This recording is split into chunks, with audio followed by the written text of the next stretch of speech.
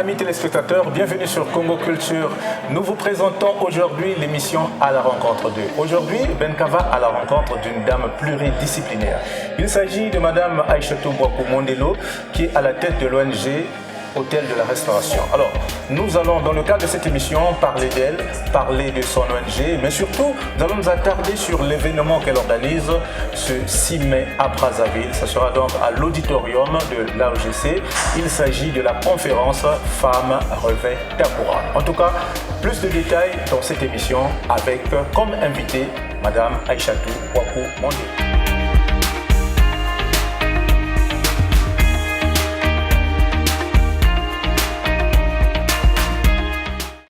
Alors, Madame Aïchatou, bonjour.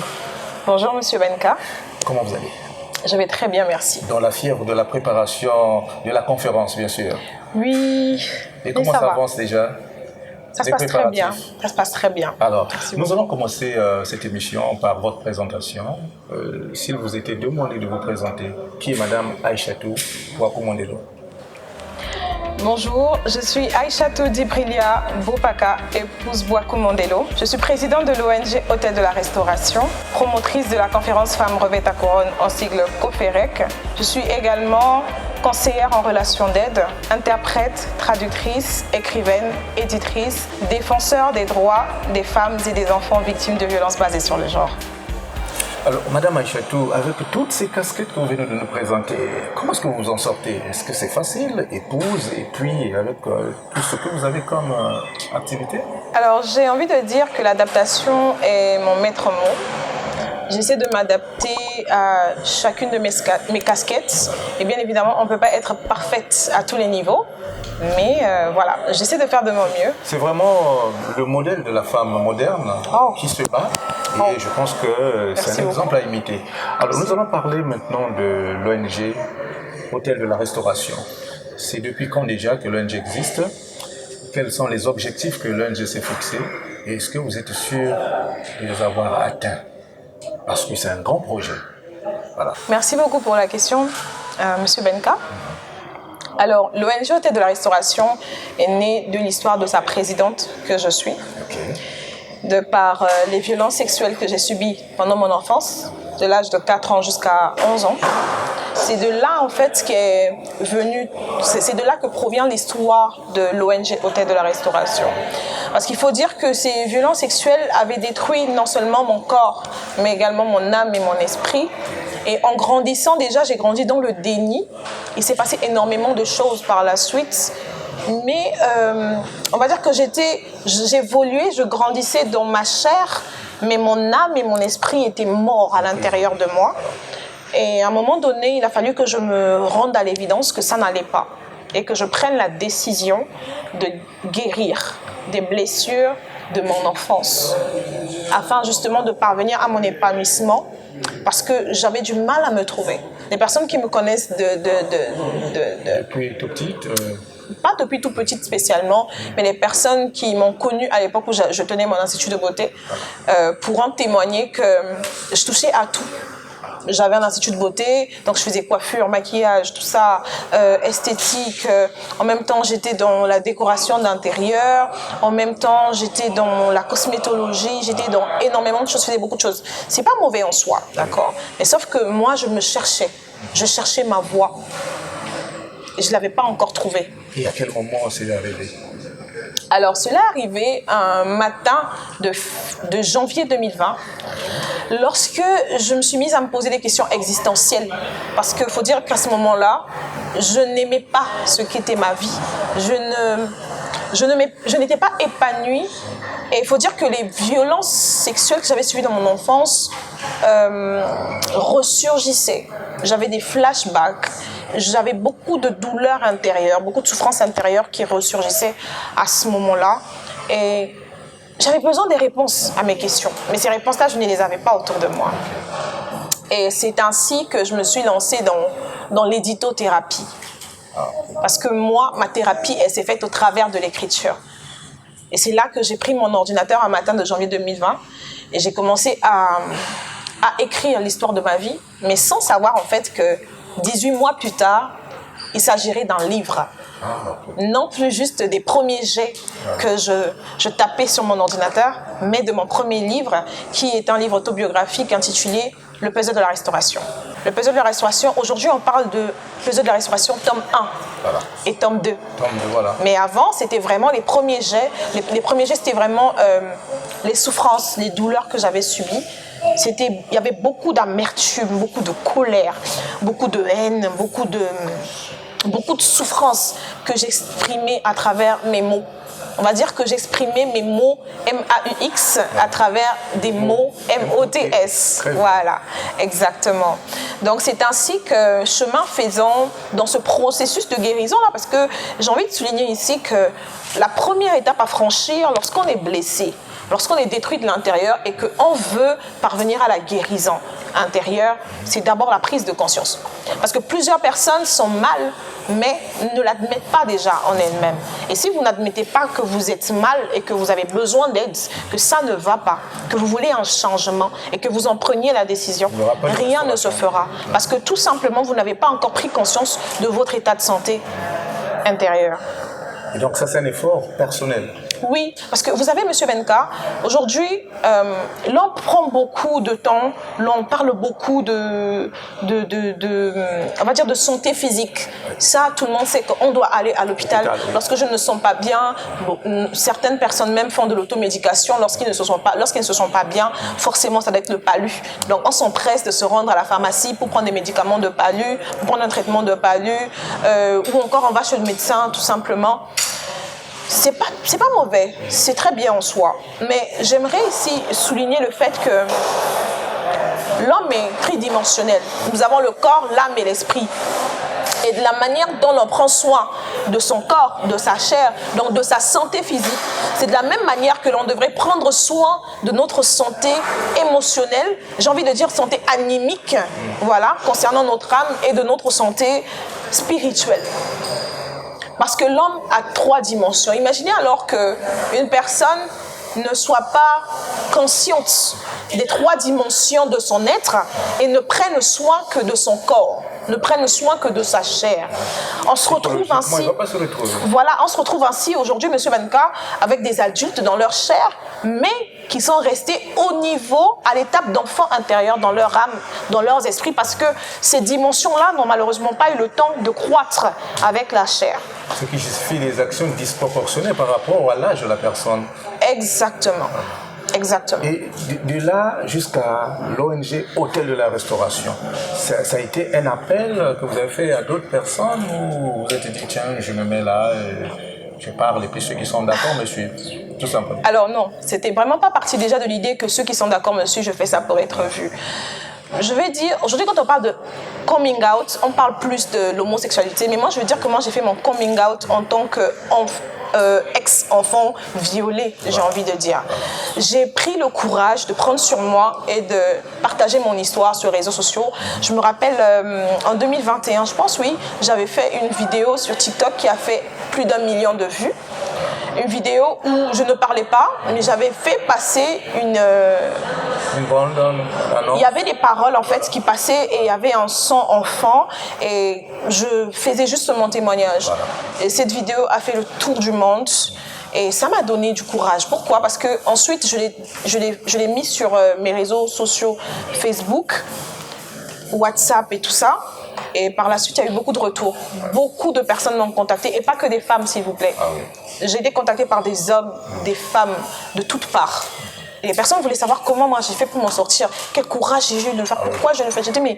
Parce qu'ils sont nombreux qui vivent la même chose. J'ai dit, mais en fait, il faudrait bien que la minorité paie le prix pour la majorité. Aujourd'hui, lorsqu'on parle comment on appelle cette brave dame américaine, lorsqu'on parle de Harriet Tubman, lorsqu'on parle de Martin Luther King, lorsqu'on parle de ces hommes et de ces femmes qui ont fait l'histoire à leurs époques, c'est parce que ces personnes ont pris le courage de s'exprimer, le courage de s'exprimer librement sur des choses, des situations. Des sujets qui fâchent.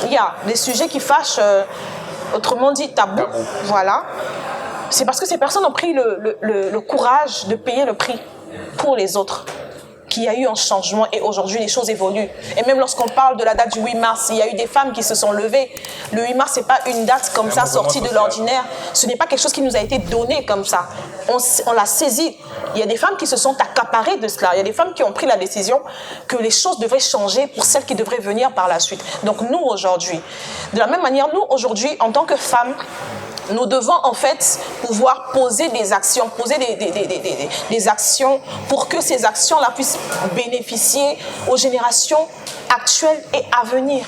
Et ce sont là donc les objectifs que vise votre ONG.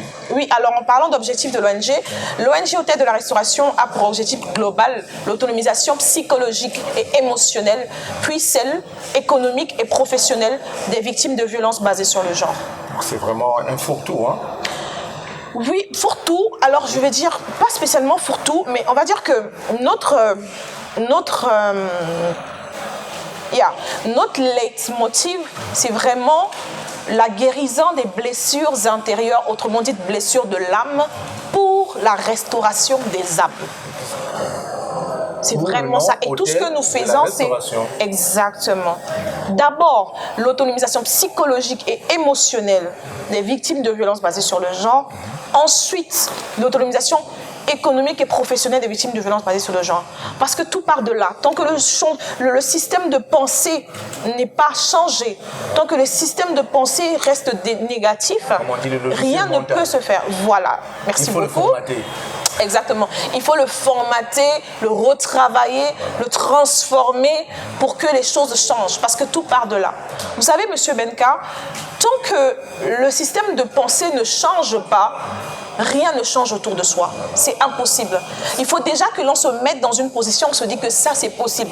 Je peux le faire, je peux y parvenir. Oui, on m'a dit depuis mon enfance, depuis ma toute petite enfance, que je suis moche, que je ne suis pas intelligente, que je n'ai pas le droit de parler en présence des gens, que je n'ai rien à apporter à la société. Mais je décide aujourd'hui que tout cela change. Je refuse en fait de subir ma vie et je décide de la vivre pleinement. Je décide de m'épanouir, je l'impose et je m'impose. Parce que je crois avoir ma place au soleil. Je crois avoir le droit de le faire. Nous allons revenir sur l'aspect édition vers la fin de notre entretien.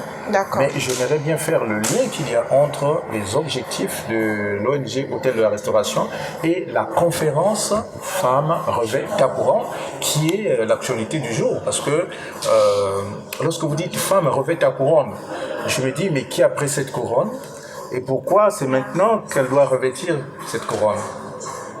Alors, vous savez, Monsieur Benka, il m'a été beaucoup demandé pourquoi femme revêt ta couronne. Pourquoi pas hommes et femmes revêtez vos couronnes? Parce que tout simplement, Monsieur Benka, vous savez, nous sommes déjà en Afrique pour commencer. Et en Afrique, la femme a toujours eu le devoir, on va dire. La société a donné à la femme africaine de pouvoir porter tout le monde. La femme doit porter son époux, elle doit porter ses enfants, elle doit porter son entourage, elle doit travailler. Aujourd'hui, nous ne sommes plus au 19e siècle. Aujourd'hui, les femmes travaillent aussi au même titre que les hommes. La femme doit porter les enfants. Je parle de la gestation. La femme a plusieurs casquettes aujourd'hui. Énormément de responsabilités. On demande beaucoup à la femme. Voilà. Mais lorsque cette femme est censée porter d'autres et qu'elle-même, elle n'est pas mentalement stable, qu'est-ce que la société pourra attendre d'elle? Qu'est-ce qu'on pourra espérer d'elle? Voilà pourquoi, parce que justement, la femme a énormément de responsabilités parce qu'elle a toutes ces casquettes qu'elle doit porter. Elle doit d'abord être bien. Et j'aime à dire à mes mentorés, aux personnes que j'accompagne dans le processus de guérison de leurs blessures intérieures pour la restauration de leurs âmes, qu'elles sont les personnes les plus importantes de leur vie. Je suis la personne la plus importante de ma vie. Vous êtes la personne la plus importante de votre vie. Ce qui veut dire que je dois prendre soin de moi d'abord avant de prendre soin des autres. Charité bien ordonnée. Exactement, on commence par soi-même. Je ne peux prétendre prendre soin d'autrui si moi-même je ne suis pas bien. C'est pas possible. Parce que lorsque vous-même vous avez fait le travail sur vous, lorsque vous transmettez le message aux autres, le message il passe mieux. Et le travail se fait. Très bien aussi. Parce que vous savez de quoi vous parlez, vous savez d'où vous venez. Vous portez un projet et vous le réalisez comme il se doit. Exactement. D'où, en fait, dans Hôtel de la Restauration, nous sommes appelés, ce que nous faisons, c'est de transformer, en fait, ce qui était une chaîne de destruction au départ et d'en faire une chaîne de restauration. Et en faisant ce travail-là, vous vous êtes aussi intéressé à d'autres femmes modèles qui vont aussi prester lors de cette conférence. Il y aura combien de femmes qui seront au devant de la scène pour montrer l'exemple aux autres? Alors, nous avons pour la COFIREC 2023 6 panélistes, on va dire 7 panélistes, moi y compris. Pourquoi j'ai mentionné d'abord 6 panélistes? Parce que nous aurons 2 volets, on va dire, entre autres 2 volets principaux. Nous avons le premier volet qui est l'atelier de guérison, qui aura lieu en matinée, que je vais personnellement présenter, animer. Et le deuxième aspect, le deuxième volet principal, ce sont les panels. Nous aurons un panel 1 et un panel 2. Le panel 1 statuera exclusivement sur l'autonomisation psychologique et émotionnelle des victimes de violences basées sur le genre, tandis que le panel 2 statuera exclusivement sur l'autonomisation économique et professionnelle des victimes de violences basées sur le genre. Et permettez-moi, M. Benka, d'apporter une précision. Lorsqu'on parle de violences basées sur le genre, l'on s'appuie beaucoup sur les violences sexuelles. Oui. Et il y a lieu ici de préciser que les violences basées sur le genre ne concernent pas que les violences sexuelles. Lorsqu'on parle de violences basées sur le genre, nous avons les violences physiques, les violences verbales, les violences psychologiques, les violences émotionnelles, les violences économiques, nous avions les violences domestiques, les violences conjugales. Nous avons tellement de formes de violence. Et pourtant, j'ai envie de dire, personne sur cette terre ne peut dire qu'elle n'a jamais subi de violences basées sur le genre, qui à la base sont juste en fait des violences qu'on vous inflige par rapport à votre sexe. Voilà. Donc, homme ou femme, voilà. Vous subissez des violences basées sur le genre. Ça ne concerne pas que les femmes. Parce que souvent, il y a des personnes qui croient malheureusement que les violences basées sur le genre ne concernent que les femmes. Alors que non. Et donc, ça sera vraiment un grand éclairage pour ceux qui vont assister à cette conférence, parce qu'il ne suffit pas de comprendre violence basée sur le genre, sur la sexualité. Parce qu'il y a beaucoup de femmes, justement, qui sont en train d'endurer des situations. Ça peut être des cris, ça peut être autre chose encore. Je pense que ce thème sera un thème très alléchant pour ceux qui vont animer. D'abord pour celles qui vont animer les différents panels et aussi pour celles qui vont venir. D'abord, vous avez ciblé qui comme invité? Alors, les panélistes, vous voulez dire? Non, ceux qui viendront participer. Les personnes cibles? Cibles. Alors, les personnes cibles sont principalement les femmes, bien évidemment. Les femmes de toutes parts. Les femmes dans différents domaines. Alors, Madame Aïchatou, l'écritothérapie, ça a été l'une des solutions à vos problèmes.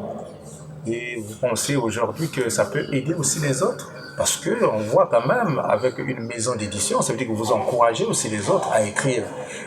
Parlez-nous un peu de votre maison d'édition, Hôtel de la Restauration. Alors déjà, la maison d'édition est née de manière inopinée. C'est-à-dire que... à la base, quand j'ai fini avec le manuscrit de mon premier livre, Le Plaisir de la Restauration, au départ, lorsque j'ai fini avec le manuscrit du tome 1 du Plaisir de la Restauration, j'ai eu du mal à trouver une maison d'édition. Parce que toutes les maisons d'édition que je contactais me faisaient savoir que je m'étais trop exposée. Ils trouvaient déconvenant, ils trouvaient anormal en fait que quelqu'un s'expose autant, parce qu'on est habitué à ce que les gens puissent toujours dire le meilleur d'eux. En fait, on se dit toujours qu'on est la meilleure personne qui soit, on est toujours la bonne personne et les autres ce sont les méchants, ce sont les mauvais. On ne se remet jamais vraiment en question. Et dans ce livre, je me suis beaucoup remise en question et j'ai dit beaucoup de vérités en fait que beaucoup n'auraient pas dit. Et ça a été vraiment quelque chose qui a fait que les maisons d'édition se sont rétractées. Mais j'ai envie de dire que ça a été aussi une force pour moi parce que ça m'a permis de déployer cet autre potentiel-là que j'avais en moi, mais qui m'était méconnu de moi-même, qui est justement l'édition. C'est ainsi que j'ai publié mon premier livre seul. Ça n'a vraiment pas été facile. J'ai fait beaucoup de recherches. C'était compliqué Ça m'a pris 21 jours. Mais au bout des 21 jours, j'ai pu justement publier mon premier livre. Et c'est ainsi que 3 mois plus tard, j'ai publié le second. Et au jour d'aujourd'hui, nous sommes en 2023, en avril 2023, et je suis à mon 9e livre. Waouh! Et la maison d'édition en tant que telle, puisqu'il n'y a pas que vous qui êtes auteur, il y a eu d'autres personnes qui vous ont contacté. Est-ce qu'on peut parler du nombre total des publications? Alors, j'ai publié le premier livre de Monsieur Fortuné Ballet de la Côte d'Ivoire, un livre de Madame Olivia Lord-Dabira, Éclore, que j'ai ensuite traduit en anglais. J'ai également édité le livre de Madame Fallon Yveland Guémon, avec pour titre « Ausculte-toi et prends de l'altitude ». Et tout récemment, j'ai publié 2 livres de Madame Floriane Pongou. Donc au total, nous sommes à 15 publications à ce jour. 15 publications, c'est quand même beaucoup. Et je pense que nous prenons rendez-vous devant le public qui nous suit, que très prochainement, vous serez l'invité de l'émission Le Livre et son auteur. Avec plaisir. Du Congo Culture, bien sûr. Et là, vous allez nous parler de ce livre qui fait couler autant d'encre que de salive, appelé Le puzzle de la restauration. Voilà, je pense qu'on va prendre rendez-vous sur ça. Mais entre-temps, nous arrivons au terme de notre entretien. Nous voulons être focus sur l'événement du 6 mai. Femmes revêtent un couronne. Est-ce qu'il y a un dernier mot à dire? À qui vous l'adressez et pourquoi? Vous êtes une étoile et vous êtes appelés à briller. Mais dites-vous que tant que vous n'aurez pas pris le soin de guérir des blessures de votre âme, autrement dit des blessures intérieures enfouies au tréfonds de votre âme, vous ne pourrez malheureusement pas jouir pleinement de votre destinée. Vous ne pourrez malheureusement pas jouir pleinement de votre vie. Voilà pourquoi je vous invite massivement à participer à cette conférence Femmes revêtent ta couronne, COFEREC. Venez nombreux, car ceci est vraiment d'intérêt général. Alors, femme, qu'est-ce que tu attends pour revêtir ta couronne? Madame Aïchatou Boakou-Mandelo t'invite, toi qui me suis, de revêtir ta couronne. Le rendez-vous, c'est le 6 mai à l'auditorium de l'AOGC. En tout cas, c'était un plaisir pour moi de recevoir Madame Aïchatou Boakou-Mandelo, cette femme dynamique qui a toute mon admiration et qui est en train de faire quelque chose d'extraordinaire. Je pense que tout le monde est appelé à intégrer l'Hôtel de la Restauration, cette ONG qui vous ouvre la porte d'un lendemain meilleur. Benka vous dit au revoir et remercie bien évidemment Madame Boakou-Mandelo. C'est moi qui vous remercie. D'avoir honoré de votre présence cette émission. Et je pense que le 6, il y aura du monde et chacun aura la guérison qu'il faut pour ses différentes blessures. Merci.